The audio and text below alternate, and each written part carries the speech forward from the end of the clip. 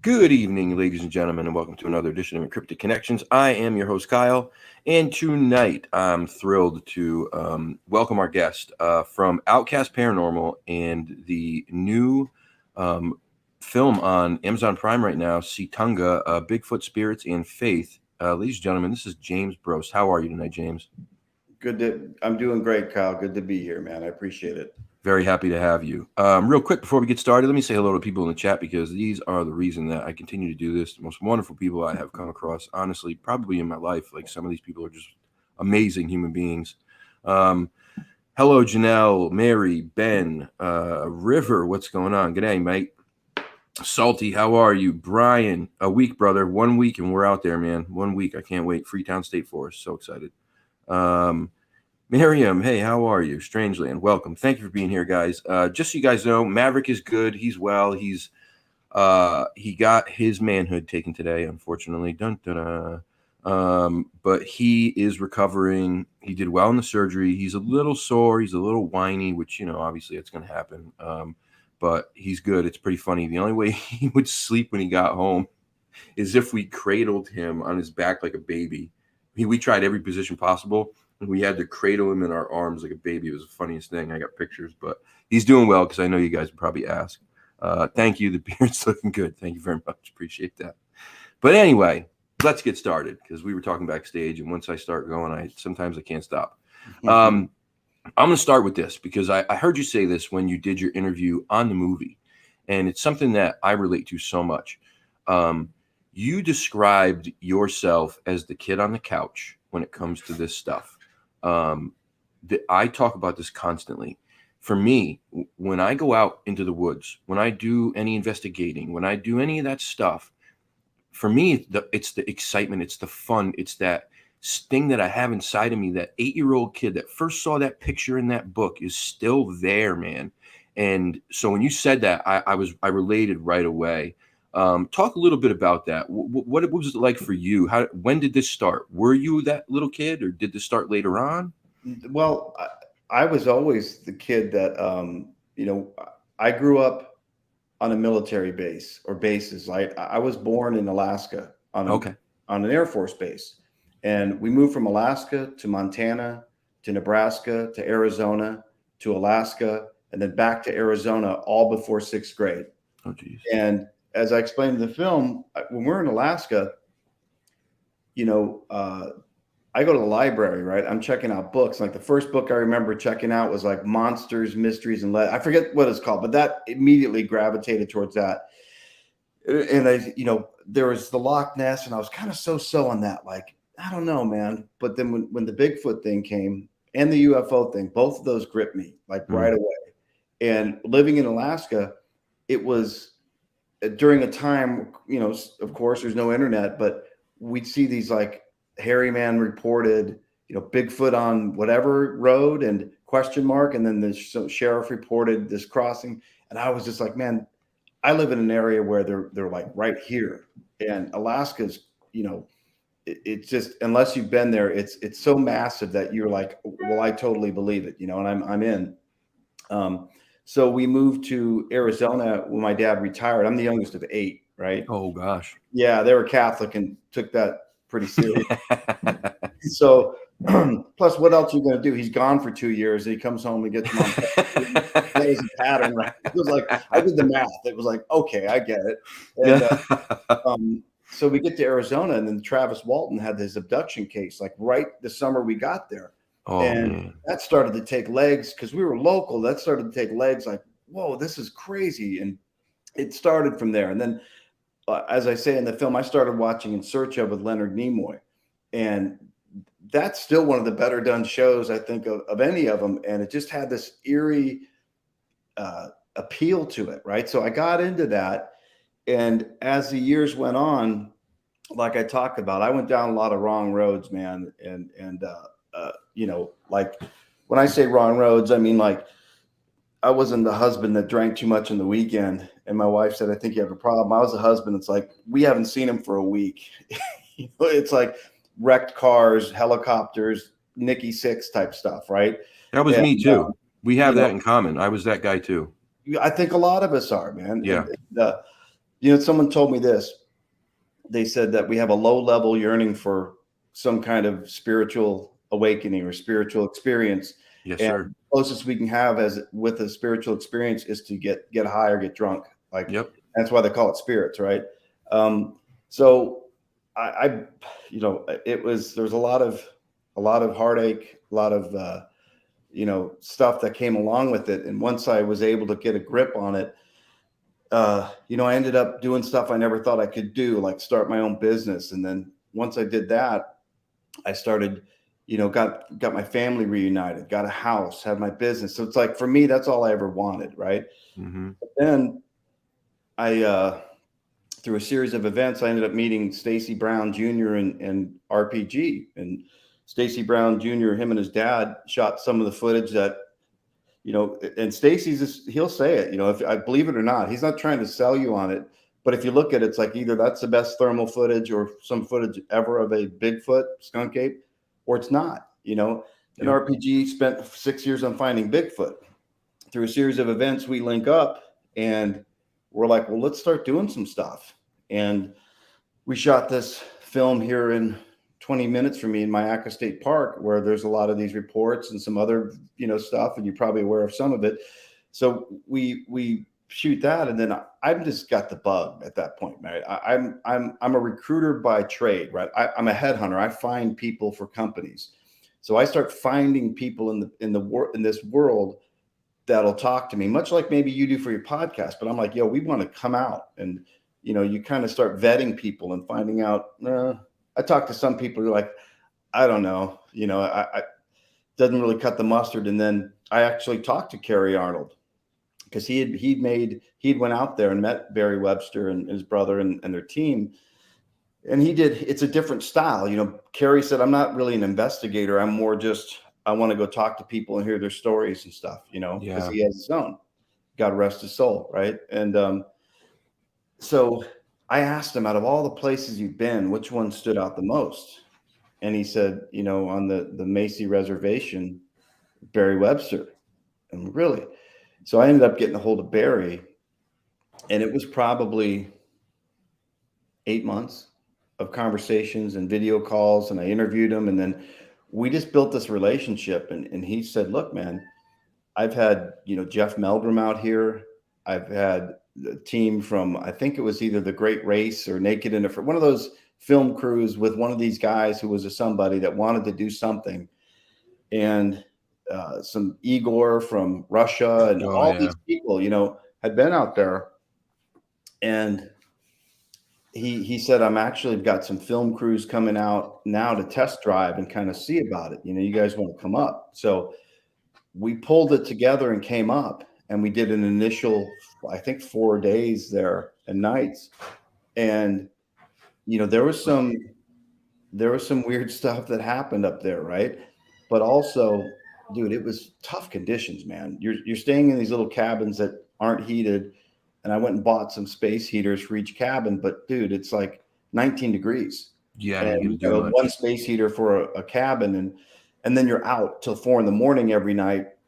and I'm a Florida boy now. I wasn't from here, but I ended up here, and so a lot of us were, really kind of trying to man up to do that and not show how like frozen we actually were. But we won him over, right? And he wanted us to kind of come back at some point and do it again. But this time he said, look, there's we had like 7, 8 guys. And he said, the way we get results is really just small groups, maybe 2, 3 people going out there doing what we do. And I'm like, well, what do you do? I know your faith. He's like, we pray. And I'm like, I really, let's do what you do, and we'll just be your guests. Like, I'm not trying to influence or create a schedule or anything like that. And so we came back and did that. And we brought this time Eli Watson from Small Town Monsters. Yeah, Eli's great. Guy. So Eli's, great guy. I got to know him. They filmed us. Small Town Monsters did a part of a feature on us, and when they did like this Florida series. And so there was some stuff we saw with them that, if you go back, I was standing there with Tate Hieronymus after we had went to the spot that Stacy knows in Florida that he always gets activity, right? So we pull up and we get out of the car and we tell Alex was there from Small Town, and I think we had a couple other people in their group. They walked ahead of us, and we said, you guys go with your lights on. We'll follow up behind you. Like 5 minutes later, lights off, and just, if you attract anything, we'll see if we can come up behind. So they go, we got walkies, and we're like, nobody make knocks, nothing, just don't do anything until we get in position. So we start walking, and literally 30 seconds into walking, we hear like an echo into the night. And we're like, we call ahead, you guys did a knock. And they're like, no, they're telling us don't do knocks. I'm like, no, did you do a knock? They're like, no, why? And we're like, we heard. Tate goes to me, and Tate's been in Bluff Creek and everything. So he's like, dude, that's the clearest knock I've ever heard. Right. So we're walking forward another 30 seconds, man. An even louder one just echoes through the night, just like a bat on a cold tree and a cold night. And it happened to be the coldest night on record in Florida. It was 22 degrees that night. Oh, wow. And so we get up there, we tell them all about it. We all walk back as a group. We're milling around the car.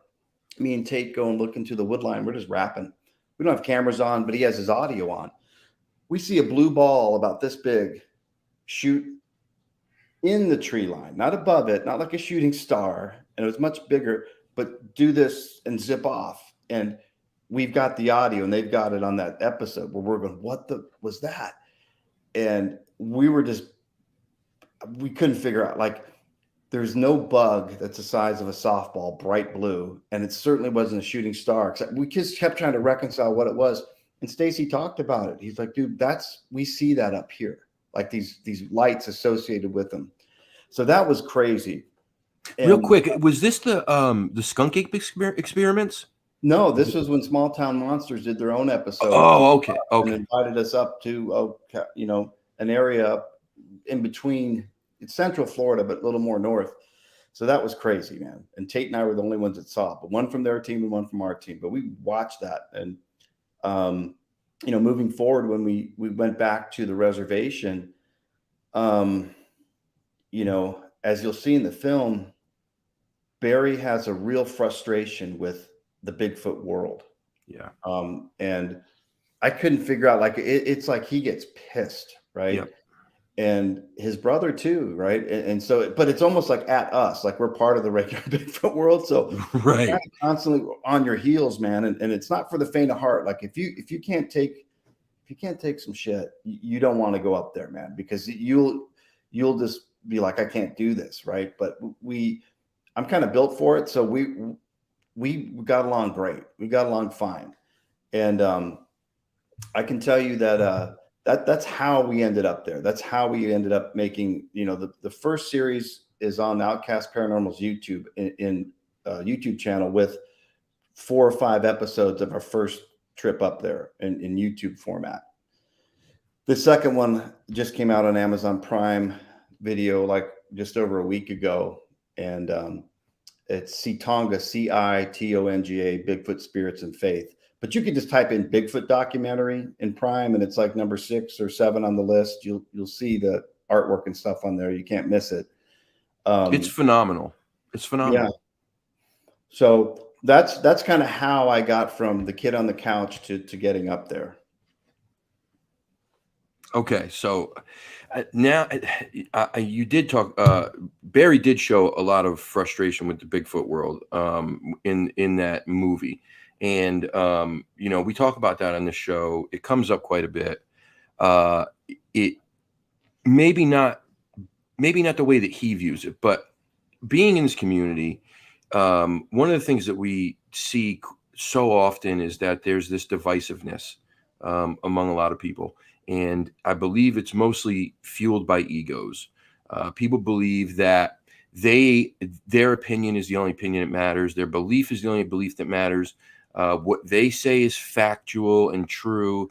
And they have cliques and groups. And if you're not already a part of it, you can't be a part of it. And I think to me, I think it's this thing where they believe that they're going to be, or they have to be, the person to solve the riddle. Right. And I don't understand this. It goes back to what I said earlier about being that kid. If you're not having fun, if there's no fun in this, if there's no excitement, if you don't have a real passion for it, I don't know why people are doing it. I think it does more harm than good. So I understand why Barry gets frustrated, especially when he's such a faith-based man, and he's so rooted in his beliefs to his people there. Can you speak to like what you learned from being around them for that time period about how, you know, not just that they pray when they go in there, but what do they believe these creatures are, these beings are? Sure. No, it's a great question, Kyle. So this isn't, I guess, what you see in anybody, and Barry's no different. What you see when you go on the internet and you see the product that people put out. Some people that are the loudest voices in this community do their research based off of critiquing everybody else's work, or TikTok videos of fake Bigfoot stuff and saying, you know, check this out. Like they're using the internet as their research tool versus actually putting boots on the ground. Like that's the majority of them. Then the ones that put boots on the ground, all of a sudden they feel like there's some kind of science behind it and they know the right way and you're researching the wrong way. And what you're saying could be evidence is nonsense. And maybe a lot of it is. I get all that. So with Barry, they're, like I talk about in the film, this is part of their tribal history, right? Yeah. This is not like they're the only ones that have had this happen. They tell a story, his brother tells a story in World War II of white buses coming up, government coming in, packing up the young guys and taking them off to war. And the women are left there on this ridge in these little cabins by themselves.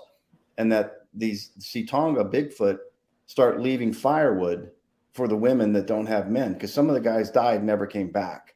So they start leaving firewood, and in return, the women would bake things and leave them, and they'd take them. It was a partnership. And Barry said, as I mentioned in the film, when the Finding Bigfoot show got big, his son came to him and said, "Hey, man, we know they're out there, Dad. Why don't we go do that?" And the tribal elders cautioned against it. They're like, "You leave them alone. These are an ancient people," is what they say they are. To answer your question, they believe they're an ancient people that have always been here. Mm-hmm. Barry goes out and starts doing it, as he said, the white man way, knocking on trees, screaming in the woods. And it comes to him, it hits him in his heart. Like, this isn't about that. He talked to his grandmother and she said, we talk Omaha to him. Or Omaha, that's how it's pronounced. Talk Omaha. We did. Your grandfather had an encounter. Like, that's what you do. So he started going with faith, and then also it made him, he wasn't using his native language a lot. It made him dig in and start using his native language a lot.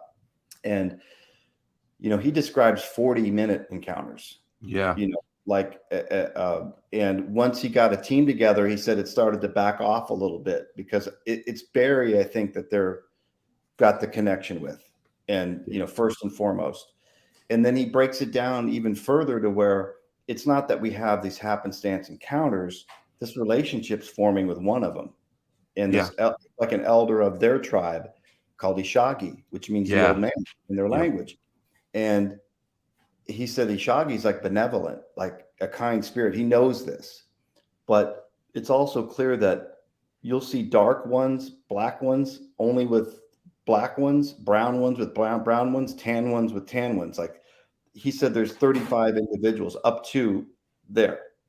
So it's almost like a tribe in itself, a people of themselves. And he's the man. He runs them all, but they've each got their own cliques.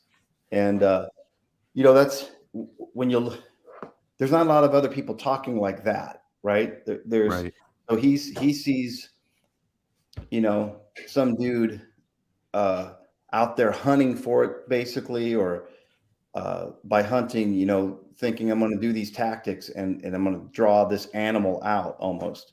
His is way beyond that. Like, no, this is like a spiritual people with abilities we don't have. Right. And they've been here before us, and they've always been here. And what's really interesting is there's a Seminole tribe here. There's you just talked about when we're backstage about visiting another tribe.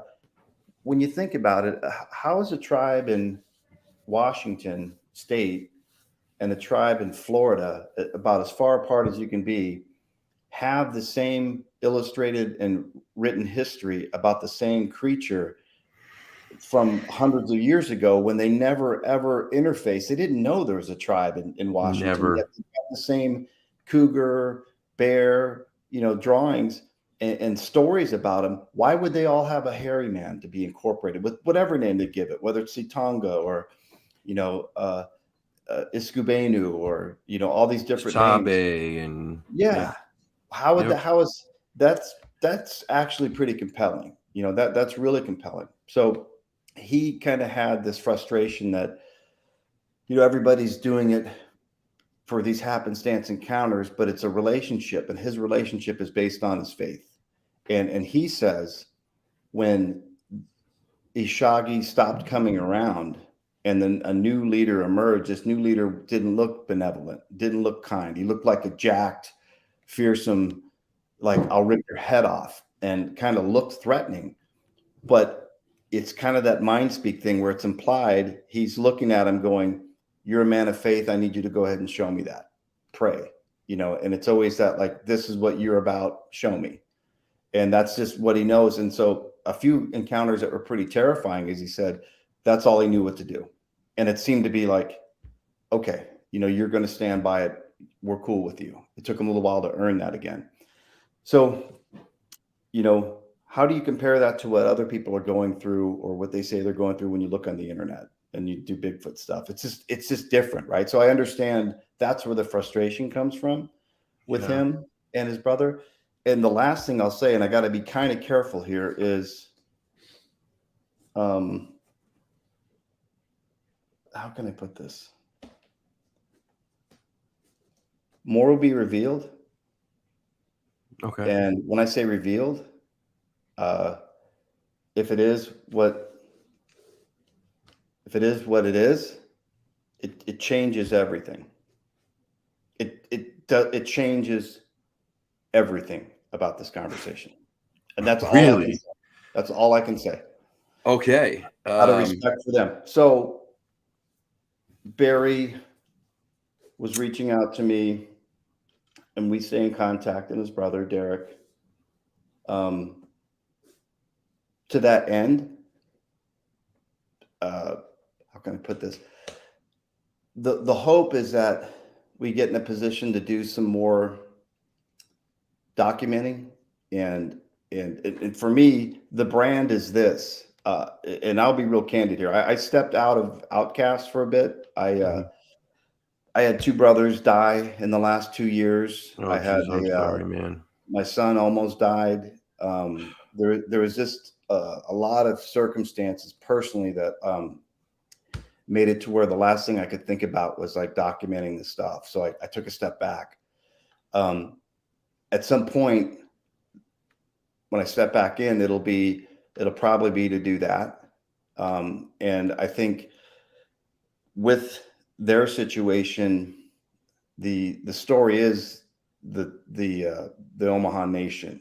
They suffer from a lot of the same things you'd expect. The res gets ravaged with a lot of the things that you would expect, and Barry's trying to counter that with. We've got some community service. I think you saw in the film. I did. I think He's it was really great. big on that. The price of admission. You're not going to go up there. You're not going to be a group of white dudes walking on the res and not give something back there. That's just the way it is. Yep. But we'd like to involve the whole community in this because they've got like they've got like a license up there where if you go out that night, he calls the tribal police and says, yeah, we're going out to do whatever. So we got access to some of those old houses and stuff you saw that no one like us has ever set foot in, right? Mm-hmm. Like 3 o'clock in the morning, you got free range on the res and they're taking you to these spots that no one's off the res has been to. And some of the more paranormal stuff, happened where you see in the film. Look, and I'm still trying to reconcile some of that. You know what I mean? Yeah, weird. Like I didn't expect that to happen, dude. Like I didn't expect, hearing footsteps right in front of us. That was crazy, dude. and our cameraman is a skeptic, and we're like, those are footsteps. And then when I say you can touch me or throw a rock, whatever, I start shaking like a dog pooping a bone. I mean, I'm like, yeah, and I can't stop, and I'm like about to fall out. And right after I asked for it, and then the grunts, like we've swung the lights over there. There's something grunting 10, 15 feet away, and there's nothing there. And it's not like it's real bushy. It's just tall, dead grass about 3 feet high.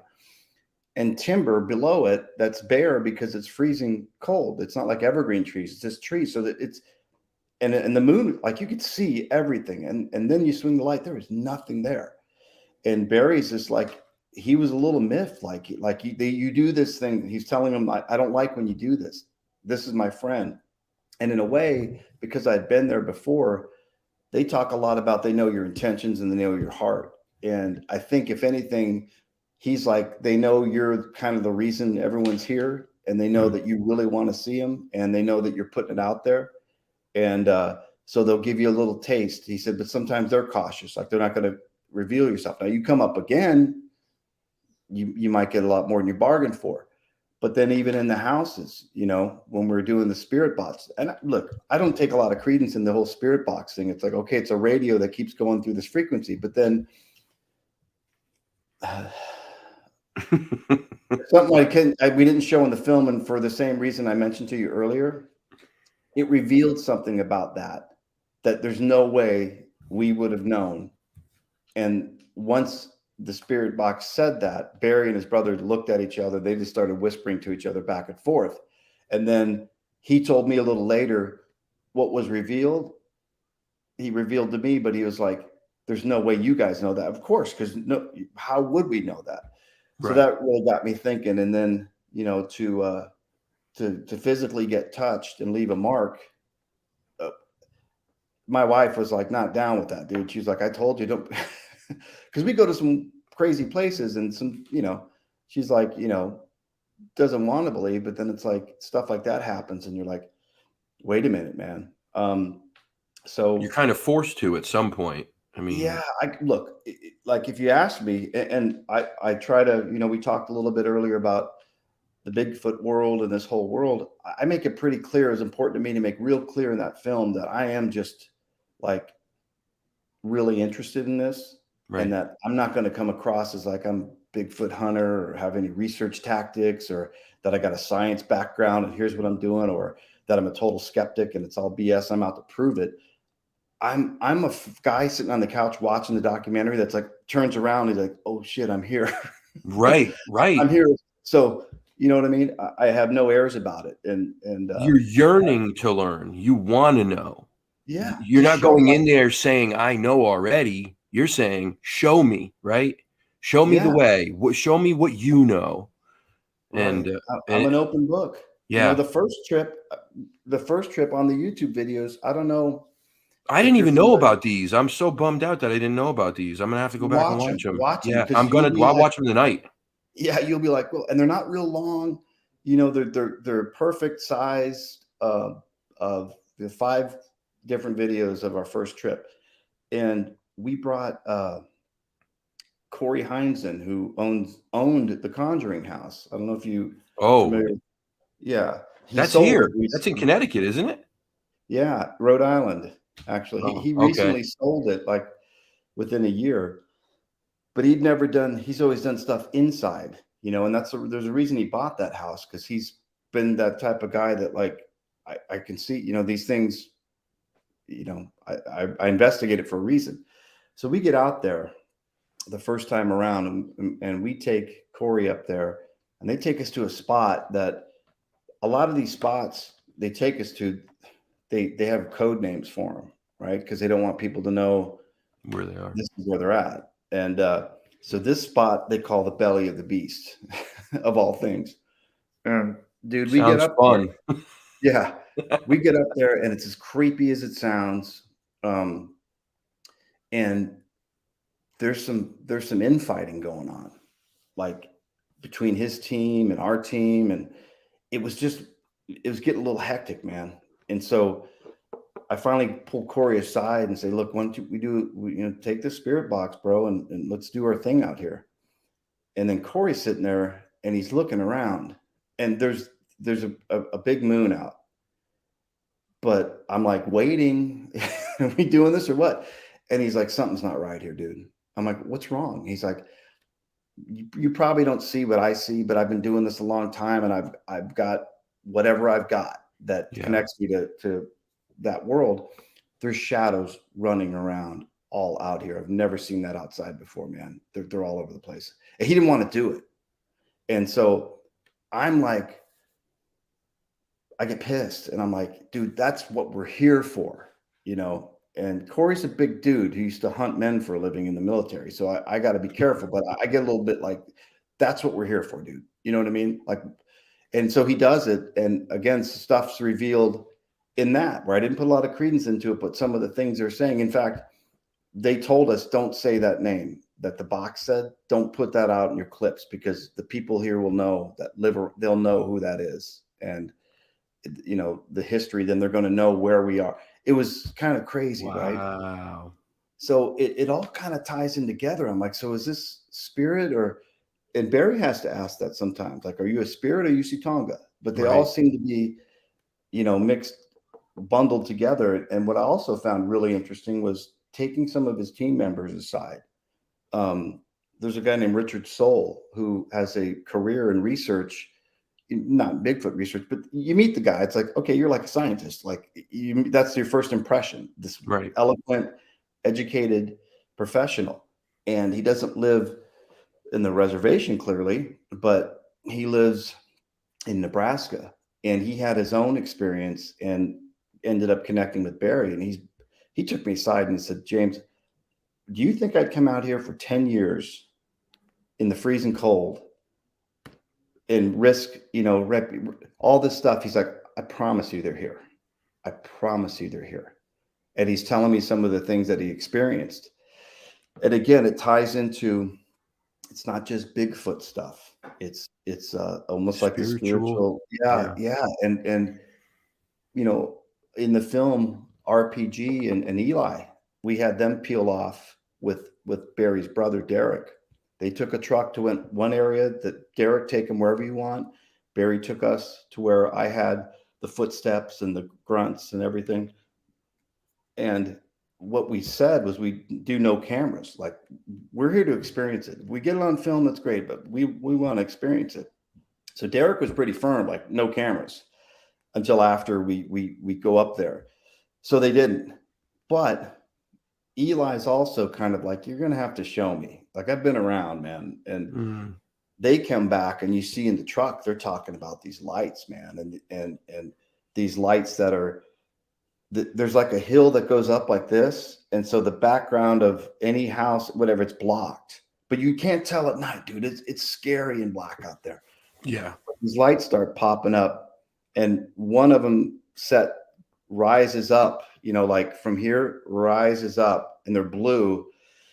And then Eli's like, one was changing colors from red to green to blue to white back to red. And Eli was like, dude, I can't explain that. Like, and then when they go back, you'll see on film During the day in the light, just to say, look, man, could that have been houses back over there, or some kind of horizon shot? And you can watch the film and see. So it's there's even a picture of what they claim to be Ishagi in the film.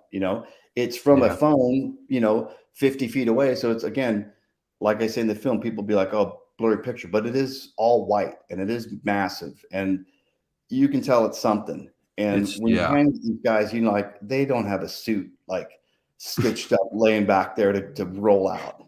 In fact, they told us stories of more on the spiritual side, where this is like 8 people sitting out there in that same area. I think the belly of the beast.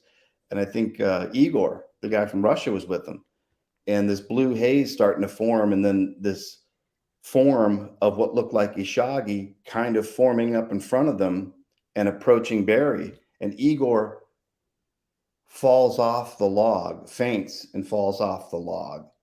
And Richard, the one researcher guy I told you about, was telling me, and it's talked about a little bit in the YouTube clips. He's telling me, he's like, I had to rethink this whole thing, man. It's like, this is like metaphysical. Like, this is blowing my mind. And they had another guy he was an older guy, Terry Pedroza. He just passed away. So God rest Terry, and give him a shout out, man. Yeah, but he was God rest Terry. He was up there both times we were there too. And he was always just ready to take his truck and drive us. And he couldn't get around real well, so he'd just kick it in the truck while we did our thing and drive us around. But yeah, he passed too. So he was a good guy. He was a good guy. But yeah, dude, I mean, what can I say? It was like if you go to the YouTube clips on OutKast Paranormal's YouTube site, and if you go on Amazon Prime and look up Ci'Tonga and watch these, I think you'll come away with it going, either these guys are, hoaxers or whatever, but I think you can tell, I'm ill. Like, when I'm getting zapped or whatever they're doing to me, I'm like ill. And it was a visceral reaction. You look like a pretty big dude, right? And obviously, military background, whatever. Your reaction to whatever happened then was very real.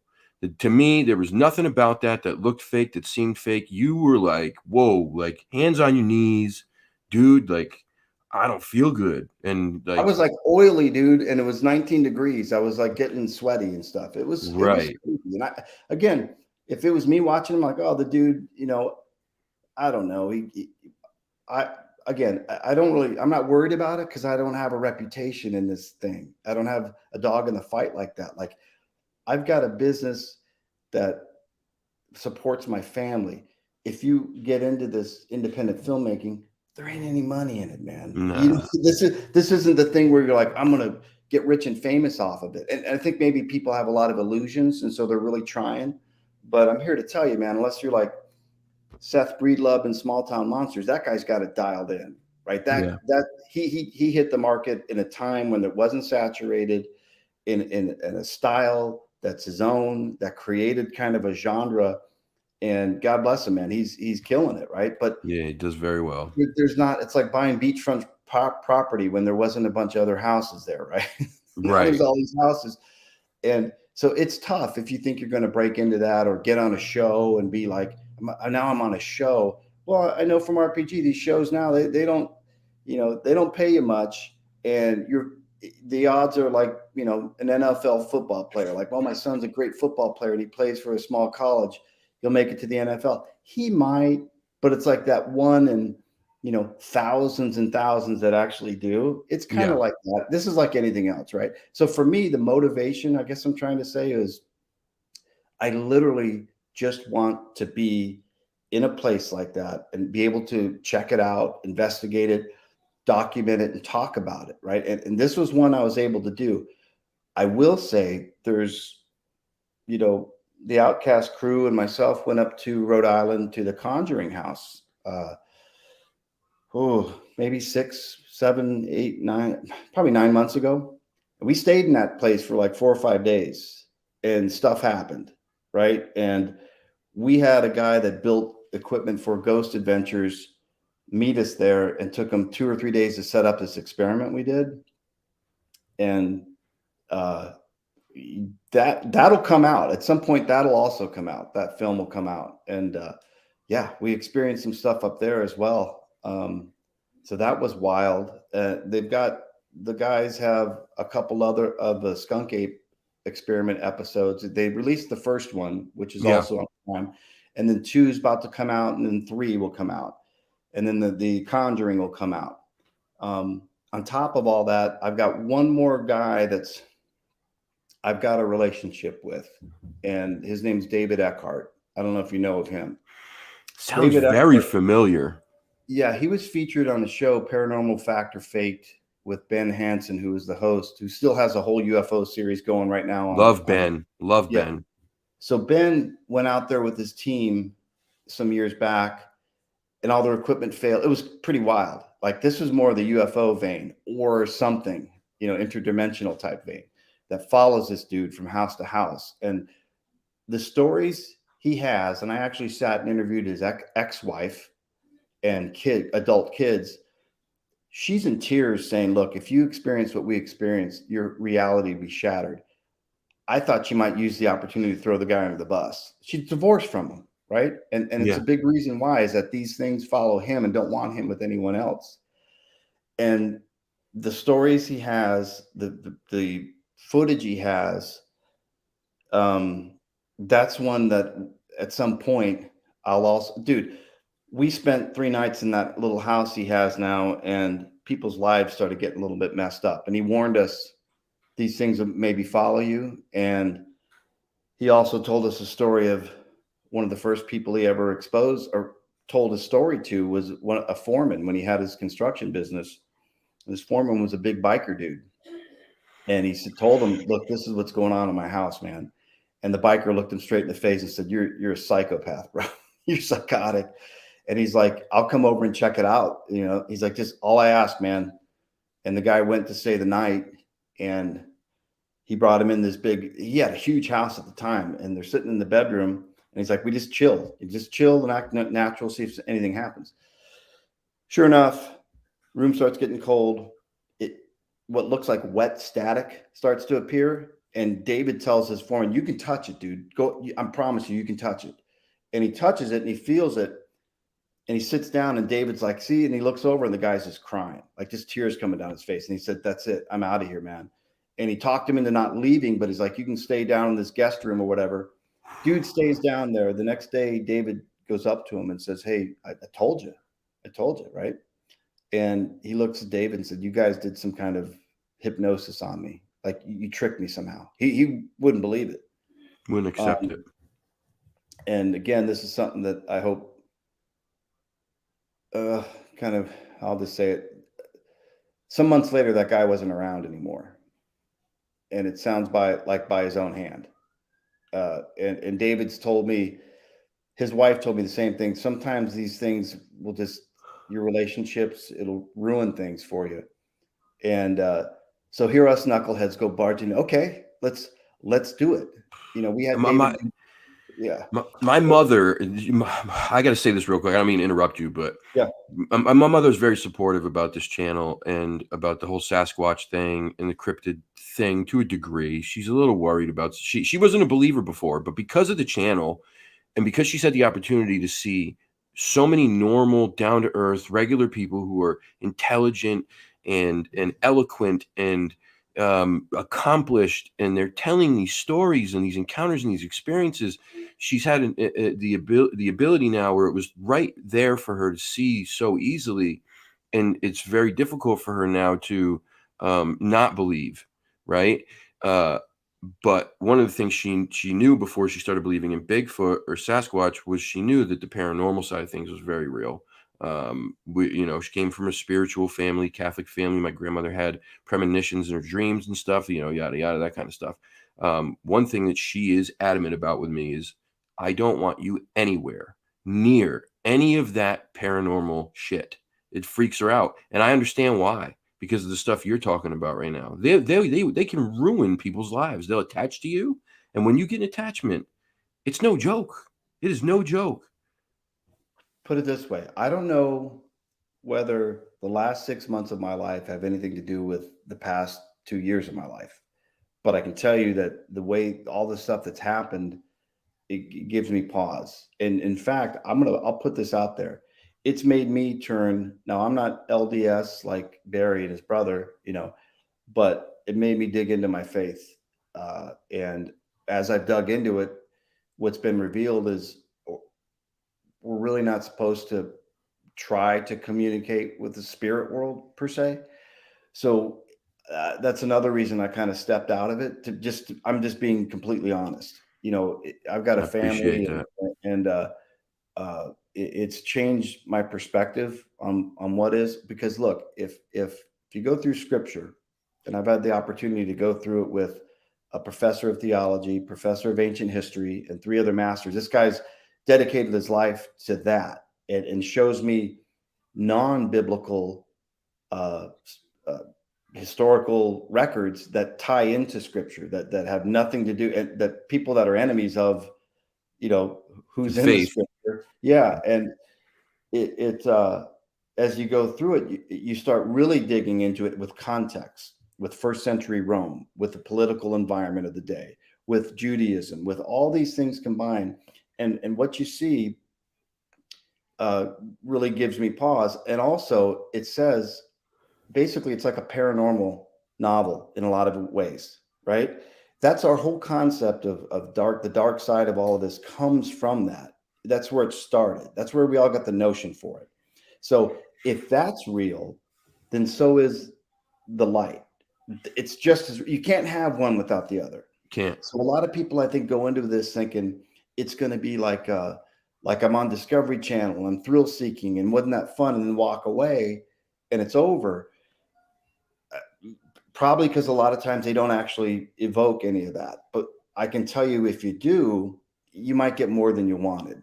You might get more than you bargained for. And it's a game that plays for keeps. Like there's subtleties of both sides of it, but you can't have one without the other. That's why with Barry, it was kind of interesting, because theirs isn't about the dark side. Theirs isn't about scary. Theirs is about light and faith attracting, and having a relationship. There's another guy in North Carolina he's already gotten big, Chris Bledsoe. He's just got a book out, and he's got pictures of orbs every night above his tree line. And these are legitimate, or like this isn't, he's had NASA out there, 3-letter agencies out there. It's a big deal. And I've got daytime shots of his son's house, where it's above his son's house, takes off, and then a black helicopter comes 5 minutes later. Yeah, so something's crazy. going on, but he's also convinced it's angelic. It's healed him of his Crohn's, which he was dying from, and he had this abduction experience, and Crohn's is gone. His business got restored. His family's good. People were getting healed at his house with this tree that started on fire from the inside out, called the burning tree. And while that all sounds like, yeah, it sounds pretty typical, I got to know people that had been there. You get to know people that were healed from cancer. Your throat cancer's gone the next day before they had to go get their test done. And just the video evidence alone on it. And some of the people you see, like Skinwalker Ranch, like John Alexander was a former colonel that partnered with Bigelow, who bought the ranch initially for 20 years and was part of that study. He shows me a picture, texts me, texting him. He's like, John Alexander's here. Then sends me a picture of him and John Alexander chilling at his place, looking at these lights. It's crazy, right? So there's components to it that I don't know where it all fits in, I guess is what I'm saying. I don't want to get too deep into it, but it fits in somewhere with Christianity, with the whole thing. There's something in there that it's accounted for, but I don't think it's been revealed completely. but I think they all tie together, whether it's Bigfoot, whether it's, that there's Bible talks about all that's seen and unseen. And I think we're only supposed to know so much, but yeah, man, it had me step out of this game for a little bit. I'll be honest with you. And, uh, you know, but let's keep it lighthearted, right? Go watch the film. Definitely watch the film. 100% Yeah. watch the film. I appreciate your honesty, man. I really do. I know it's probably not easy to talk about some of this stuff, considering what you've been through. And any, if you ever talk to anybody who's had any of these attachments, who's ever had any experience with any of these negative energies that hang around, it truly is life altering. They're intelligent. They seem to be, vindictive and venomous and just nasty, and they do whatever they can to disrupt every part of your life possible and make it a living hell. And like you said, where you have the bad, you have to have the good. And I think, Barry, and I may be wrong, but the way that they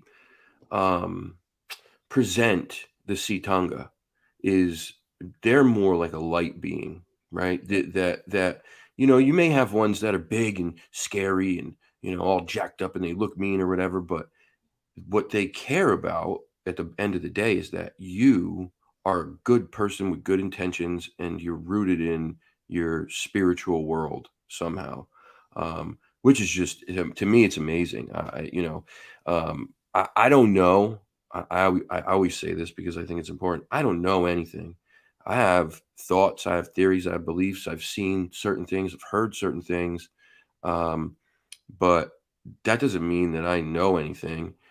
I think that there's a lot to be said for the fact that over the course of thousands of years of First Nations people, Indigenous people, Native Americans, like you said, didn't matter where they were on the globe, every single tribe that ever existed, I believe, has a name for this creature, these beings, right? Or they have something like them in their folklore. Totem poles with crows, with foxes, with wolves, real animals, and on that same totem is a sabe, is a Ci'Tonga, is a a Sasquatch. It's not a coincidence. There's too much that and the stories never change. They don't change. They're the same for thousands of years. They are the same. What was riveting to me was when you talked about how when they took all these men off to war and the wives were left and some of them didn't get their husbands back and they would bring piles of wood and leave it for them. And then this is a story that's way older than that. This story of having a peace treaty with the Stick Indians or the Stone People or Big Brother of the Woods is many tribes across many states had this connection to them, and they worked together. It's just amazing, man. It's amazing. I get excited when I watch things like this or when I hear you talk about these things, because people don't people don't talk about this stuff like this in this community often.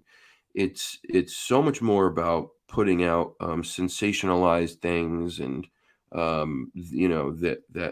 I just want you to focus everything on me and what I'm saying is true and yada yada and whatever, but we'll leave that we'll leave that behind. But it's the truth. This is what happens so much. So it's very refreshing to listen to this stuff. I agree 100% that it's all tied in somehow.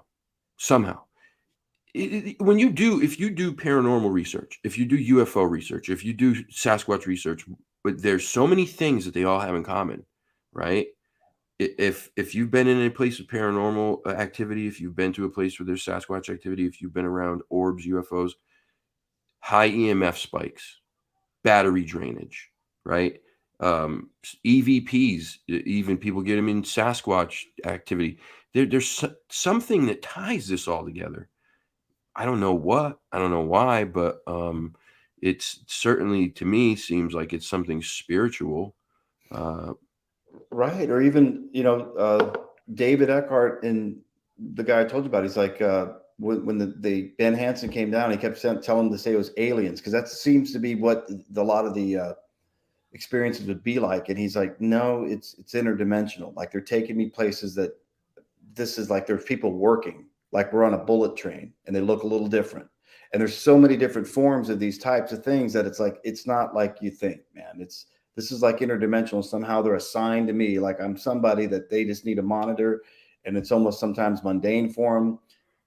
It's crazy, right? And then on the Bigfoot side, you got like Mike Patterson, I think Oh yeah, I love Mike. Yeah, so I've gotten to know Mike, and it's the same thing. He's like, it's a people, like you're missing the boat. It's a people that have abilities we don't have, and that's what I experienced. And I can't say I've experienced anything else, so I don't know. But talking to Mike, I'm like, that I can see, and a lot of people will condemn him and do that. No, this is a flesh and blood. Look, they talk about, are you in the woo camp where you believe this is all supernatural? It's like, dude, you're talking about Bigfoot, right?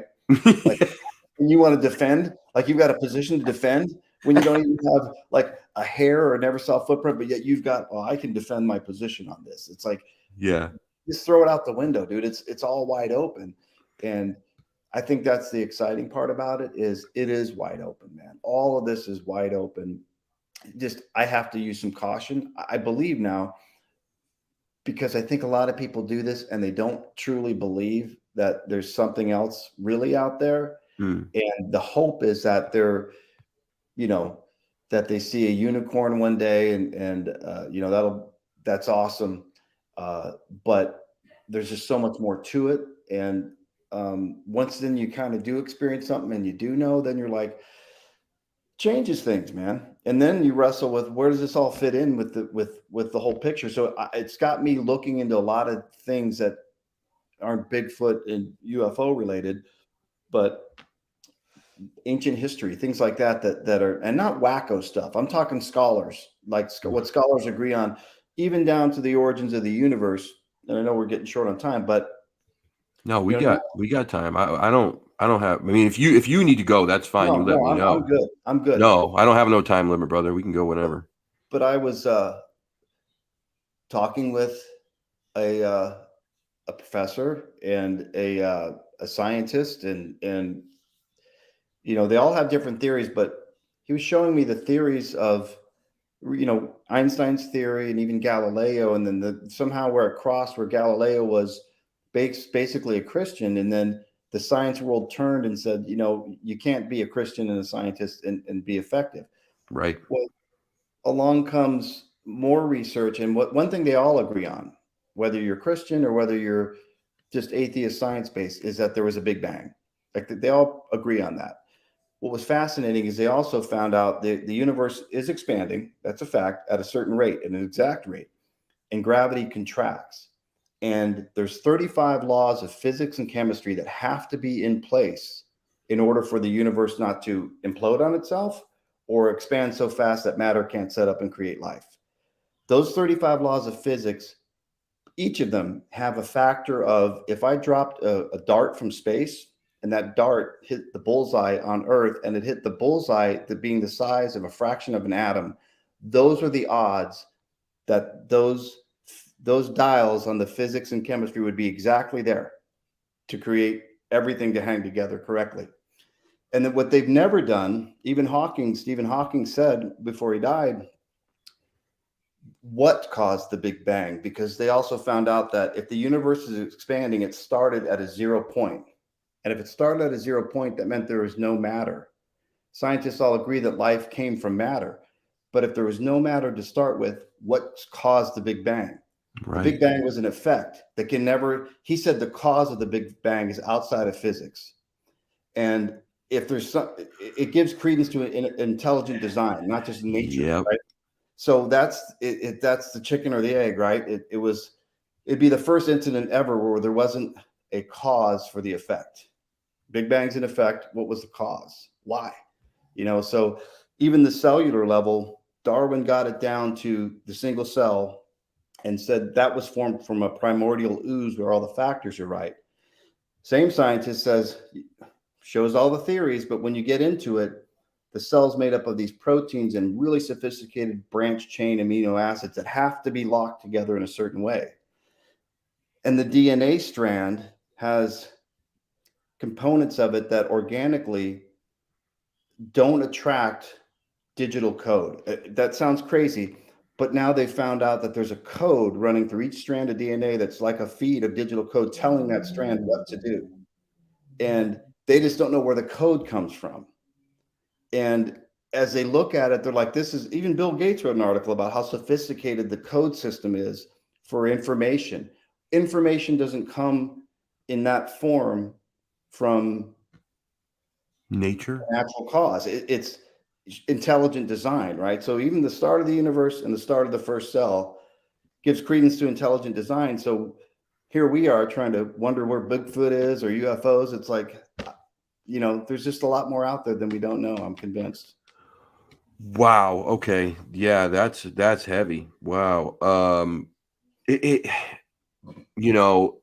on a much dumbed down level, I think most people have had a conversation at some point in their life where they've said one or the other, right? Whether they Right. say, I believe in science and the Big Bang, or I believe that there's a God, there's a creator of some sort who did this. And usually it leads to that thing where you say, just like what you said, when you look at how everything works so perfectly, it has to work exactly perfectly with everything around it. All of it does, right? A bird flaps its wings, a bee pollinates this plant, which then, brings it to this flower, and then this tree drops this nut. And I mean, it works so incredibly perfect that for me, it always lent itself to something, someone, whatever, having a hand in it. Whatever that is, I don't know. I'm Kyle Patrick Connolly. I'm Irish Catholic. I was Irish Catholic as it gets, right? But there's a lot of things about the organized religions that to me never really made sense. I didn't buy into it. I thought that just like everything else, a lot of it had to do with a man-made agenda, and depending on who you were, where you were from, or what your family name was and what you believed in, your agenda was pushed more, and that's just the way it was. And And let me just interject something to go that for point it. before I forget it. If you go through scripture in context and the who was who of the day, ancient Rome, you worship the emperor. That's what you did. You Yeah. need to worship the emperor unless you're a Jewish. Judaism got a pass. They were oppressed. Like they could stop you if you're Jewish and say, carry my shit for 5 miles, and you dropped it and you did it. It wasn't like they were treated well, but they gave them a pass. And the Pharisees of the day, the Jewish religious organization, which would be the equivalent of Catholic now, those were all enemies of Jesus. They both wanted him dead, right? So if you go through scripture and context, what he's saying is organized religion is not, it is the enemy. It is the enemy. But I guess without bogging this conversation down, until you go through with context and look at the year and who it's written to, and these things that are written in scripture weren't specifically written to us. They're written to somebody as a response. And you got to understand who they were written to, the context, the year, what was going on. And it changes. It becomes a history book that comes alive, right? Yep. But 9 out of 10 people, or 99 out of 100, if you ask that, they're like, no, I just remember being in Catholic church. Catholics it's just a ritual. It's just, there's no study of scripture and context. It's just a ritualistic thing. There was no popes. There wasn't supposed to be bishops like that. But what a lot of people do, and me included, what I used to do was take the concept of God and make it put it in a blender and make it fit my life. Like I'll do all this stuff wrong that I don't know what's in that Bible exactly, but I'm sure it's not this. Right. But I'll do the two things in there that I've heard quotes about, and I'll do those, and then I'll say, yeah, I believe, and there's it. And I put it in the blender, and then it fits my world, right? Yep. When you realize none of this world is really, if what happened there, then there's an eternity. If there's an eternity, then this is nothing, right? But most people have their eyes down here, and they're very much position oriented. Who's your political party? Who's your stance on vaccine? To a point where that dominates everything. And Yep. if you believe otherwise, then you realize up there isn't a political party. There is no interest in agendas. It's just it really could change the way you look at everybody and yourself. But who wants to do that when they're like, it could change my life, but I don't want to do that. I want to just focus on making enemies out of half the world that I don't know. I don't know these people, but if you're that, you're my enemy. I just don't think that's where it's at. No, I agree 100%. I absolutely agree. To your point, it's so natural for us as human beings to do these things, right? Whatever it is, we make it fit what we need at the moment. It's the easiest thing to do, and we want easy. That's just how it is, man. Nobody likes change. Nobody likes to face things that are difficult. When we face things that are difficult, what do? When something hard happens in life, what do most of us do? We go, geez, man, this sucks. Like, shit is hard. I'm stressed out. I don't like this, whatever. But in the end, most of those things that are difficult are the things that teach you the most, right? Yeah. That if your eyes are open and your ears are open and your heart's open during these things, it's the things that they create a better version of you from them, right? But our instinct is, I want the easy way. Yeah. I want it the easiest way I can have it. And I don't know the grand plan. I don't know if if these things even mean anything. I don't know, but I mean, it's unfortunate that people do this, choosing team things so hard. Yeah. And listen, you talked about at the beginning, the same thing happens in this Bigfoot world, right? Sure. They choose a camp, and Bigfoot could be Jesus for everybody cares. Like, if they want evidence, they're like, they got the same amount of evidence there, but they're dug in, and that's what people do. They dig in, and I guess if anyone out there really is interested in it, and you just got to go out there, like really go out there, and don't be out there. How can I say this politely? In the knucklehead way. Maybe be thoughtful, maybe be open to talking to a lot of people, and be open to learning that this person might come across as abrasive, whatever, but you're pretty convinced. Look, like Barry, there's 15 years of this stuff, now 16 years of this stuff going on. He's tough. Right. And he's going, and this guy is not giving up on it. David Eckhart's had 20 plus years of this stuff. They haven't made a cent. They haven't made, they haven't written books. I could stick to something that maybe if I didn't know it was really that I believed in, and I got pretty strong on it for maybe 6 months, but I'm not going to do it for 15 years. I'm not going to do it for 20 years at no benefit to me, and maybe only costing me my reputation by people thinking you're nuts, and not a penny to be made. But you're going to stick to it that long, and you're going to continue to take these pictures out, and you're going to continue to tell these stories. Either you've got to be totally psychopathic, or there's something going on there. Like a court of law says, there's probably something going on, or else they wouldn't be that fervent and just, and almost like, I really could care less who believes me or not believes me. Ask Mike Patterson, same thing. I was just going to say it. I've said this over and over about Mike, where people ridicule this guy to death. And I say, you know what? Let me ask you a question. You don't believe Mike. Why don't you believe Mike? I want you to look at the big picture from Mike. How many people have come into his life and tried to tear him down? They've on his land, they spy on him. They've hacked every social media account he's had, and they've shut it down. They've tried to ruin his personal life over and over. And Mike ain't making no money. He's not making any money off this. One of the things that I realize about this community, especially the Bigfoot community, the paranormal community, may be a little bit more depending on who you are. I think there's more money in that. It's a little more accepted, I think, widespread than the Sasquatch thing still is. But in this community, It's so niche that there's just not money to be made here. We spend our money out of our own pockets when we go out. Trust me. Yeah, Trust you me when I know, tell you, I invested more in this the last 2 years than I did anything in my life, it's insane. and with zero return, Right, with putting this in front of my family, right. putting this in front of my business that actually makes money. Mm-hmm. To you know, I'm a fool on paper, but that's not the first time, right? That's not the first time. So it is what it is. But it was something that, for whatever reason, man, it was just, I can go back and say, look, man, I did these things. I experienced these things. I got some of it out on film. You know what? For me, that's the gratification of it, Sure. And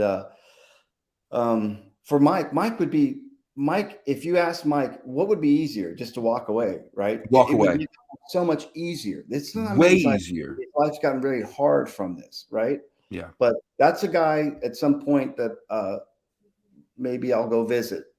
And I've got to talk to Mike again, but I have a lot of respect for him. And A lot.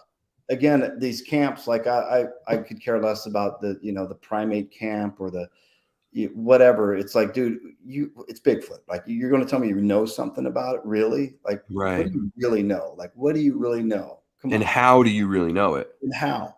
Based off of what? Your internet research. Yeah, right. You got to get out there, man, and see for yourself. And that would be my parting shot: is roll the dice, go out there, try it for yourself, and see what you find. But just be open minded about it. Just be open minded about it. 100%. I just want to say something real quick. Yeah. One of the things that really sticks out to me about what one of Barry said is that the white man way is that people are going out there to have these one-off encounters, right? They're hoping that they can get out there and have something happen one time, or even just go out and have things happen around them over and over. One of the things that I said from the beginning is that when I go out there, of course I want something to happen, but it's not that. I want to form a relationship. I want to be able to communicate with these beings, with these people, right? I want to be able to have interaction with them on a regular basis so that maybe somehow I'll learn something from them. Maybe somehow I'll have some spiritual awakening, enlightenment, something. It's so much bigger than just hearing a tree knock off in the distance or having something throw an acorn at me. That's Right. that's only cool to me because of the possibilities that come with that, right? It's not about me knowing anything. It's not about being named the greatest researcher on the planet of 2023, and or any of those things. It's for me personally. That's what this is about. It's for me personally. The other side of it is to try to help other people realize that there's so much more out there that you may not know about, that your eyes have been closed to for so long, because we've been programmed to believe that the world is just this. It's that whatever they put inside that right there, that's all the world is.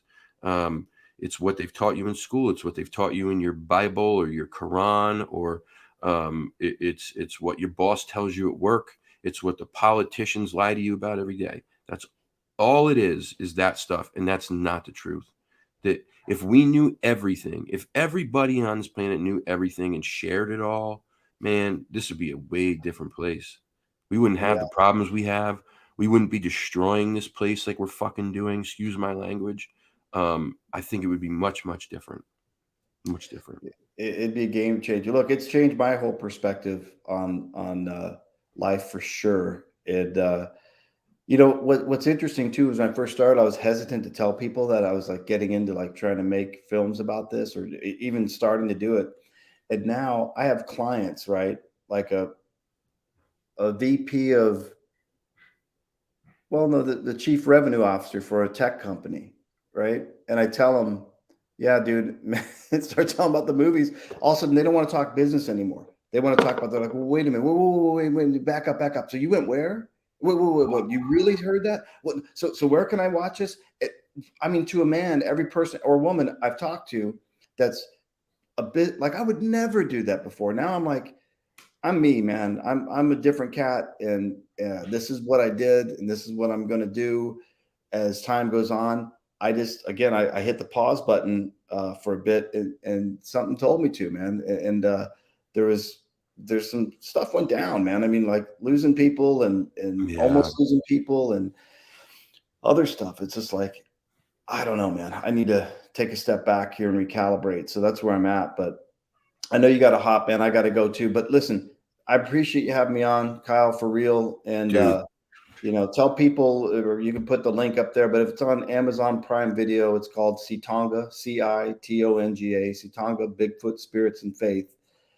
It's a different documentary than your typical Bigfoot one. I think you'll agree. It's But great though.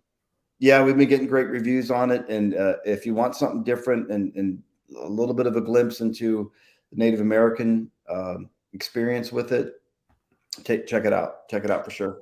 I just want to say this to you, and you can go. I'm going to hang out for a couple minutes and just talk to the chat, but I just want to say this. I think that you are a breath of fresh air to this community. I'm glad that you decided to do this. I'm so happy that you came on the show. What you shared was fascinating, intriguing, amazing, and I need to get introduced to some of the people that you know, because some of this shit was insane, man. It was nuts. It's nuts. I don't know how you met these people, but man, put me in their Rolodex. Holy Hey, shit. I'll put it this way: it might be a year from now that I get back out there again. But if I do, I'll give you a heads up on it. Because Oh, we've always dude. been the type that look, hey man, you want to do it? Come on, and check it out with us. So I'll hit you up.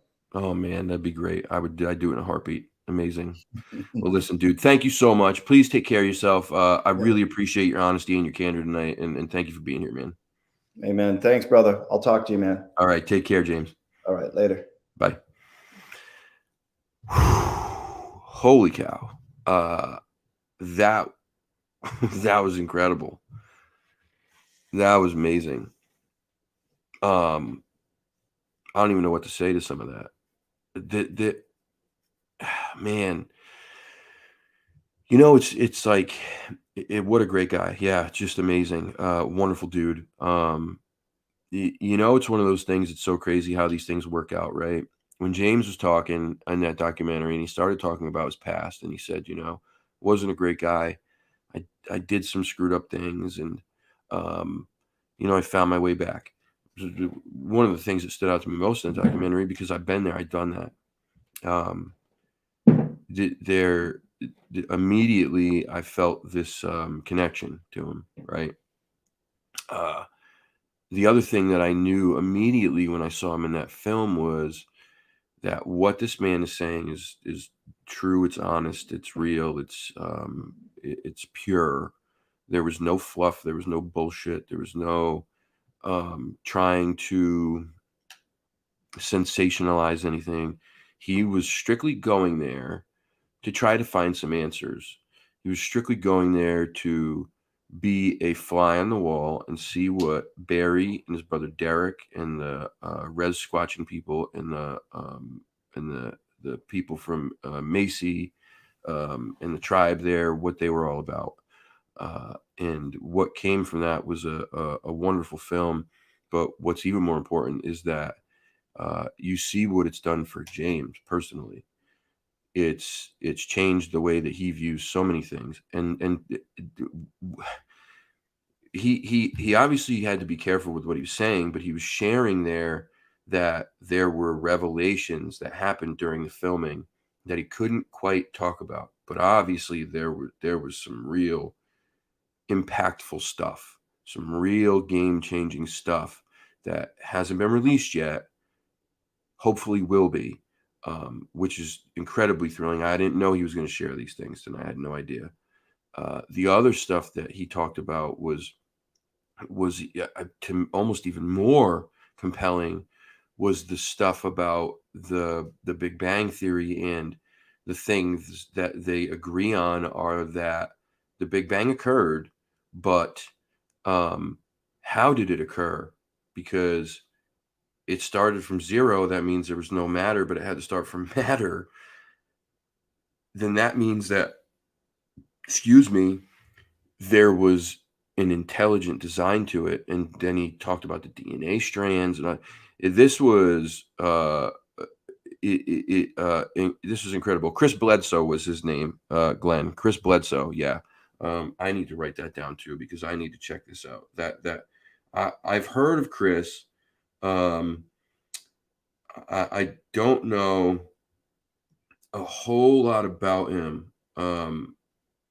I've heard of him, and I've heard some things, but I haven't done my due diligence on him. I need to, and I'm going to now, especially after hearing James talk about it. A guy that I, only talked to tonight for the first time, but there's just people that immediately when you talk to them, and when you see them, even that, like, all right, this guy's the real deal. He's a stand-up guy. You could tell. I knew right away with James that that's who he was. The moment I asked him to come on the show, he didn't ask me what the show, how many subscribers. He didn't say how long you've been doing this. He didn't say who are you. He said, yeah, I'd love to. That's a guy who's got no ego at all, right? And like I say all the time, ego is the most dangerous thing when it comes to this kind of stuff. Ego and money, and none of that meant any. It has no bearing on him in this. This was fascinating. This was truly fascinating. I don't even know what to say, honestly. I really wish I'm going to watch this back, because it's so, being in the seat is so fun. At the same time, sometimes it's frustrating, because I want to stop him sometimes and go, wait. Let's talk a little bit more about this. And then let's wait. Let's talk a little bit more about that. But he's going, and he's sharing so many amazing things, that there's no way I'm going to do that. Right. I'm not going to stop him. Like, no, just go. And then, we'll have you back on another time, and I'll write things down and come back to him. But man, what an amazing guest. What amazing revelations, things that I didn't know. I mean, the people that he's talking to are really incredible. How do you hook up with people like this? How do you continually hook up with people who are in these positions, who scholars and professors, and I mean, some of the smartest people in the world, just incredible. How does he hook up with all these people like that? But I guess when you get to a certain point and people start to know you, who you are, and they know that they can trust you, and they know that you are the real deal, those people will come to you, right? You don't see those people going to these other folks in the community that we talked about, the ones with the ego, the ones who continually try to tell you what you need to know. This is how you need to think. This is what you need to believe. No, that those people that James talked to, they're not talking to those guys. They're talking to people like James, because he's a stand-up guy. He's not with the bullshit, and he doesn't fuck around. Excuse my language. If it offends you, I apologize. But when I get excited and passionate about things, I start to curse. It's an Irish thing. It's just what we do. They're not curse words to us. They're adverbs, adjectives, nouns, pronouns, whatever. Yeah, this was amazing. Very happy that he brought up Mike Patterson. My cats are fighting. Hey, stop it. Leave him alone. Leave him alone. Ollie bullies Otis. Stop it. Get out of there. We think Ollie's such a sweet boy, but man, when he gets mean, he's like the town drunk. If you give him catnip, he's like the town drunk. He doesn't get happy. He gets violent. He's the only cat I've ever seen who takes catnip and gets violent. Never seen it in my life. But him, it's like the town drunk taking a sip of tequila. That's it. Bar fights everywhere. He's fighting with Hope. He's fighting with Otis. He's knocking stuff off the counters. He's falling off the couch. Yeah, crazy. Yes. So anyway, I'm rambling on. Let me say a couple things real quick. Ben, again, I don't like to interrupt when you have a guest on. Hope you guys understand that. I like to keep the thing going, keep keep it rolling, and as smooth as possible. So if I don't get the opportunity, I apologize. But Ben, I wanted to thank you so much for your $9.99, and Hope, thank you so much for your $5. I really appreciate it.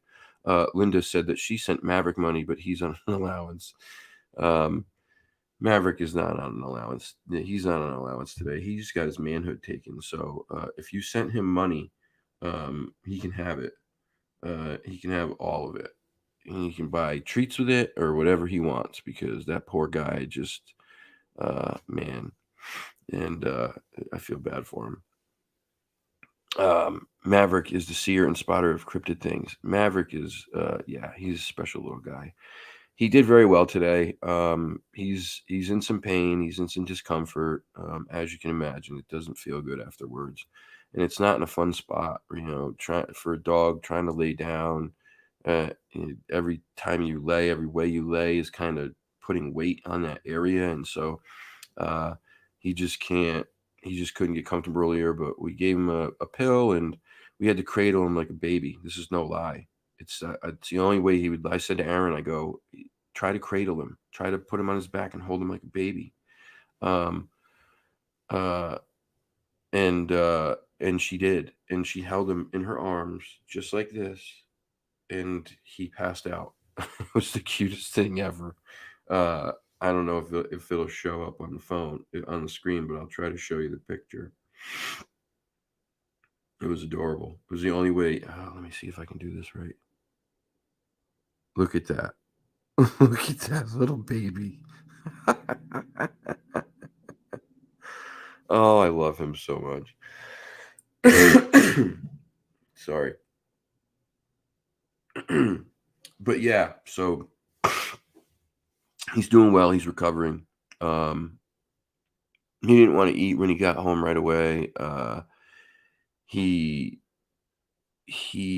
it was the first time in his life today going to the vet that he has not thrown up in the car. It was the very first time. So maybe he's outgrown it. Maybe it was because he couldn't eat after midnight last night. I don't know. I'm hoping he's outgrown it. But yeah, he's doing well. Hopefully he feels a little better tomorrow. I feel bad for the poor guy. I don't want him to be in pain. Who wants that? What parent wants their kid to be hurting? We were talking about this too. I remember when Hope got her surgery, she was our first pet. And when Hope got her surgery, we were terrified. We thought that we were losing her. When we got her home, she was so messed up. And I didn't, oh no, that wasn't the surgery. That was when she had to deworm her. Right. No, never mind. The surgery, Hope was a feisty little biatch. She had the surgery, and then for like months afterwards, she was this tender, sweet, loving little thing. And we were like, oh my God, she was broken before, and they fixed her somehow during the surgery. She's the sweetest cat in the world now. Right. So we thought somehow had something to do with the surgery. I knew physically it really couldn't have, but something happened, right? Maybe the anesthesia triggered something in her brain. Then we got the boys 6 months later. She had just gone through her first heat, and she got fixed. And then we brought the boys home right after that, right after she got fixed, right? And she like coddled them, went right in their crate, loved on them. It was the sweetest thing ever. And then about 6 months after that, she was back to being the queen bee that she always was. When the boys got fixed, I don't remember there being any issue. I think they just kind of slept a little bit. No problems at all. And like they were good to go. I was kind of expecting the same from Maverick, but no, he's a little bit more tender, but it's all good. Anyway, sneaking in, taking a seat. Where's your ticket? Tickets, please. Let me see your ticket, Lady Wolf. Show it now. If you don't have a ticket, you have to leave. what was I gonna say? I'm just gonna go back real quick and look. Mean Green Mean Machine says I'm Greek. I was born cussing. My mom's gonna shoot me tomorrow. She's gonna be like, "You need to stop cursing. You need to stop cursing."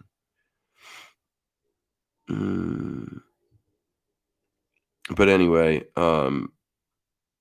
he was amazing. Name of the documentary was Ci'Tonga, Ci'Tonga, Bigfoot, Spirits, and Faith.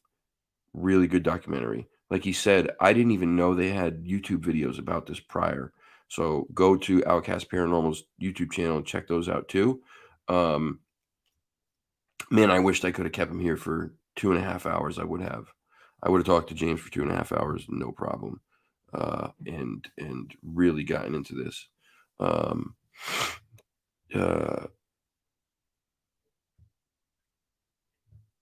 Did you see the reformatory video? Oh shit, nope. No, I didn't. But there's a reason. There was a whole bunch of shit happened the other night. It was a mess. It was just a lot of stuff happened, like one after the other, 2 nights in a row. It was a mess. So I haven't yet, but I will. I will. Send me the link again now so that I can just click right on it and watch it. I actually watched your episode today with him on, Brother Littlefoot. Yeah, seems like a good dude. Seems like a very good dude. I don't know what I said earlier, but yeah, seems like a very good dude. We got some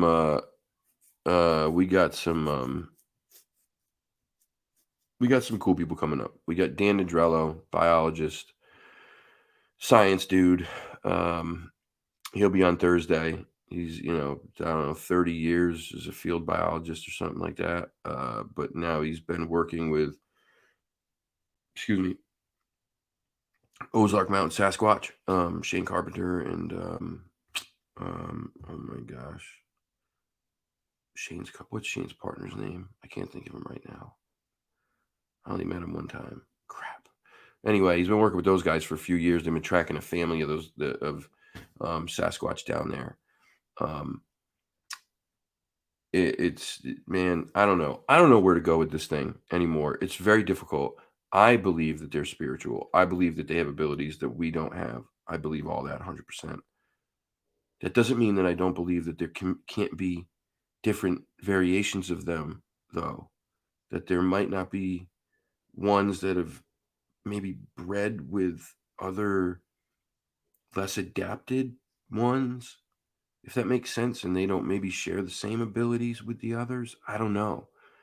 I don't know what to think.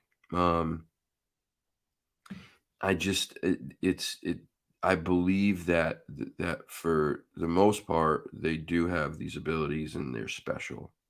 There's something special about them. If there wasn't, we'd have these things on tables all over the place being cut open. And we don't. People say they've hit them with their cars. Where's the body? People say they've shot them and killed them. Where's the body? I don't believe you until you show me. Sorry. You shot it and killed it? Where's the body? And then, obviously there's the government came in and hid them and yada, yada. Maybe that's true in some cases. I don't know about every case, but who knows? Oh yeah, okay, yep, absolutely, yeah, you're right, 100%. You're right, camping, 100%. Thank you, I appreciate that. You're right, definitely.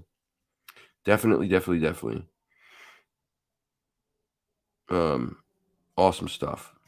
But anyway, I won't keep you guys any longer. I'm all stuffed up for some reason. I don't know why. I'm gonna probably make a couple things for the show on Thursday because I got to get that done. I gotta post some shoes on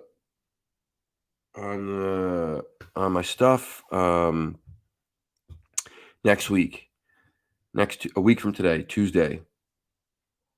going out with Small Town Monsters, Alexander Petikoff, Brian and Chewy go hiking to the Freetown State Forest, one of the most energetically charged places in the United States of America, part of the Bridgewater Triangle. There's so much folklore. There's so many stories. There's so many experiences. There's so many encounters in that place that just about anybody who's anybody and done anything in the spiritual, paranormal, Bigfoot, UFO world has done something on that place. I am hoping it is going to be exciting. Even if nothing happens, it's going to be exciting for me just to be out with those two guys. I'm so excited for this. I cannot wait. I cannot wait.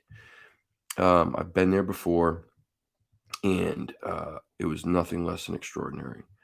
So we'll see. Keep your fingers crossed. That's going to be really fun. I'm going to live stream. I'm going to film the Osmo. I'm going to film probably with my Canon. I'm going to probably have 3 cameras going if I can at all times. I don't know. We'll see what happens. I also have to carry all the other stuff that I have to carry: batteries, protection, all that stuff.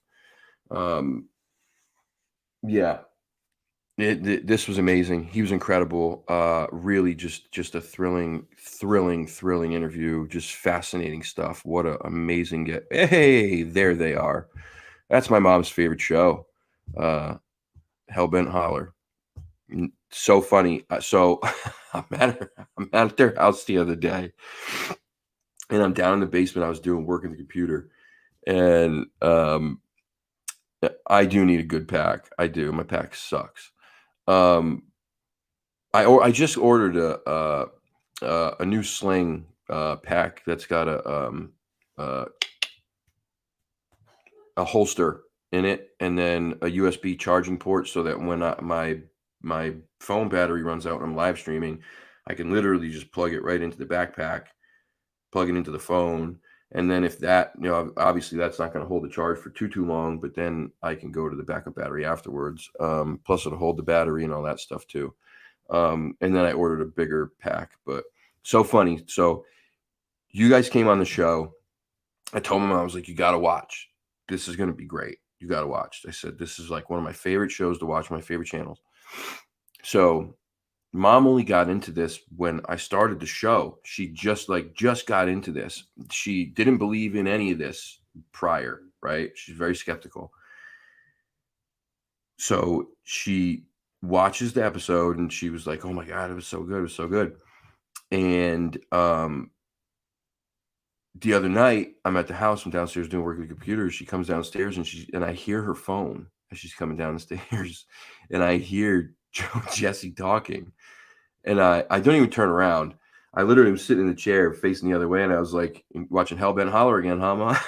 She's like, yeah, they're crazy. They're just crazy going to these places. Oh, I get such a kick out of it now because she just was so the opposite way before. It's so funny. Hold on, I have to take a drink. It's so damn funny.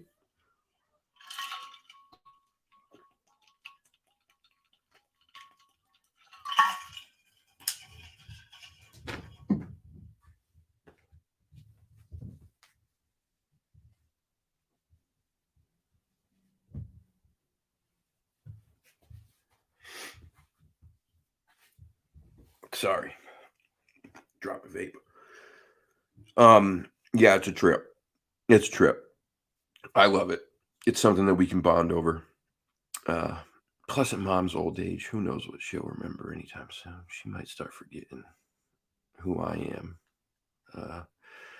So she might forget who you guys are soon too. I'm just kidding. She's gonna kick my ass tomorrow when she sees me. She's awesome. She's amazing. I got a great mom. I got great parents, actually. They did a wonderful job raising me. I just was a maniac. And yeah, anyway. But yeah, this was great. I can't say enough about James. This is a wonderful interview. Again, made my job so easy. I just sat here and listened for most of it, and he just, man, some some real compelling, fascinating stuff. I need to. I don't know. I need to get in contact with some of the people that he talks to. I don't even know where you would start. Who do you go to? Who do you go to talk about, the beginning of the universe, that is going to have any real, weight? But he knows. That was just incredible stuff. Really can't wait. Yeah, you guys got to watch. It was, man, it was incredible. It was incredible. I'm going to hear about that comment. You bet your ass I'm going to hear about that comment. That's all right. My mom knows I'm a wise ass. She raised me. She wouldn't have it any other way anyway. Where is Fresh? I don't know where Fresh is. I talked to him earlier. I don't know. I talked to him earlier.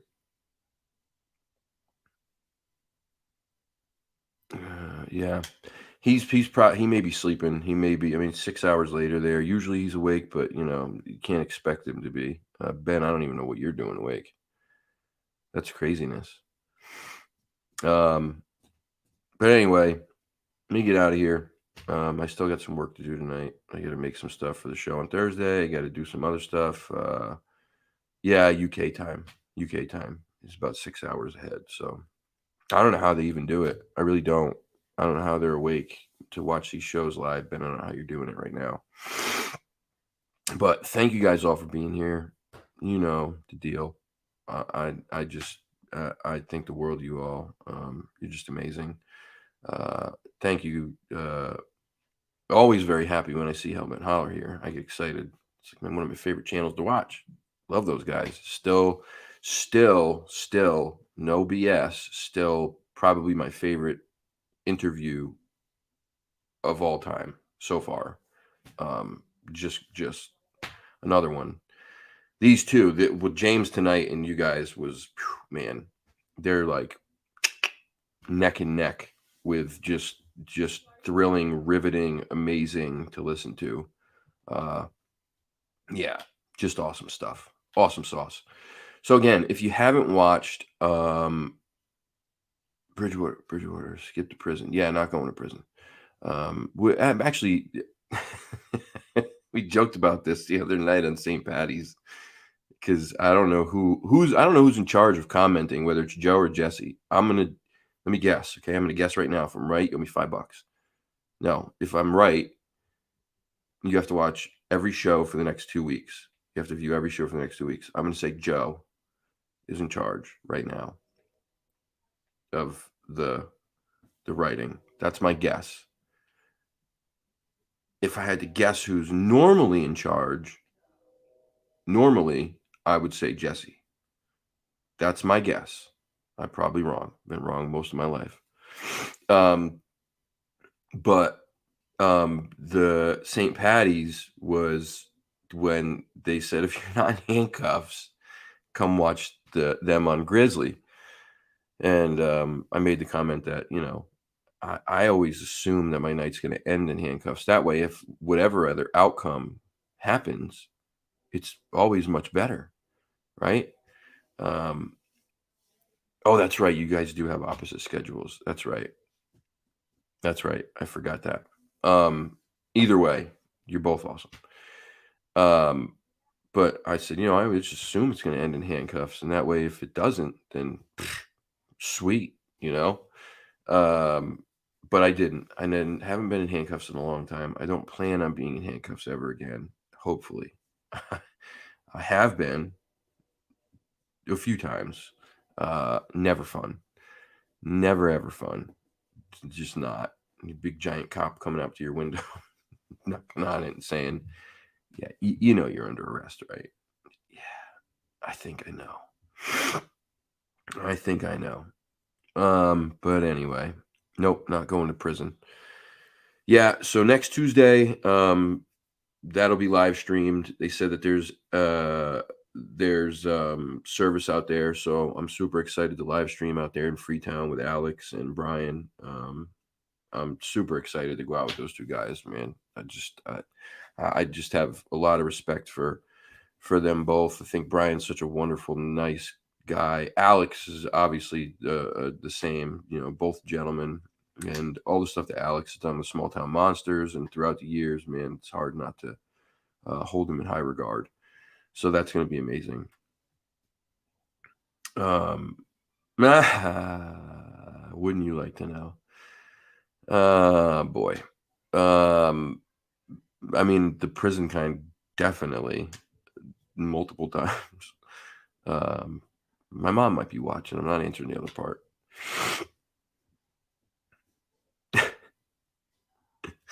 All right, I'm out of here. Thank you guys for tuning in. If you didn't watch the whole interview, please go back and watch. This end part is just me babbling on about how amazing James was and how much it was awesome. It was awesome. If you didn't watch, go watch. Please go rent the movie Ci'Tonga, Bigfoot, Spirits, and Faith. $1.99 on Amazon Prime. It's so worth it. $1.99. It's $2, man. Skip the coffee, skip the donuts. If you know, whatever it is, watch the movie, support somebody who's part of this community, who's actually doing some really great stuff. This is what we're trying to do here. We're trying to get the people who deserve it to get the support, right? This is why I talk so highly about the people that I really feel that way about. Joe and Jesse, James, Mike from Long Island, Mike Patterson, yada yada. We want these people to get this support. They're the ones who are going to help drive this forward and bring it to where it needs to be, and do it the way it's supposed to be done, if that makes sense. And I'm not saying that is in a way like, oh, only I know the right way. I'm saying the way it should be done is with a very open mind, an accepting open mind, and that's what these guys all do. So please go watch the movie, rent it, go subscribe to the YouTube channel OutKast Paranormal, follow James, Facebook, IG, he's got both, and then go subscribe to everybody here's got channels. Just all of you subscribe, back and forth, up and down, side to side. Everybody subscribe everywhere. I'm out of here. I'll see you tomorrow morning, maybe, for the walk. I don't know. It depends on how he feels. We'll see. If not, I'll check in at some point. Thank you for stopping by. Hope you have a wonderful night. Until the next time, if you're not connected, you know the rest. Have a good night, guys. Peace.